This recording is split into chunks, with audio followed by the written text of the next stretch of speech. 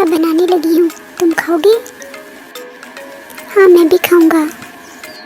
लूंगी डैश लूंगी डैश लूंगी डैश लूंगी डैश। बेटा, गानों के अलावा कभी पढ़ाई पे भी ध्यान दे लिया करो। पढ़ाई पे ध्यान देने के लिए आप हैं ना। मैं तो देती ही हूँ, लेकिन तुम्हें भी देना चाहिए, इसलिए आपकी हमेशा थर्ड पोजीशन आती है।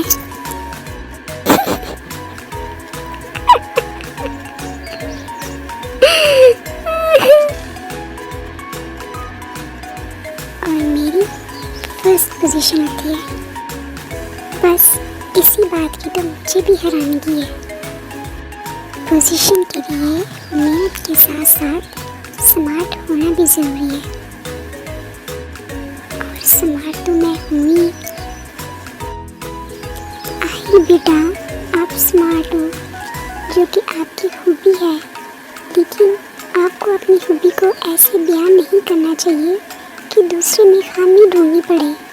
इसका मतलब है कि आपकी खूबी किसी दूसरी की खामी की मोहताज है। ओके मामा।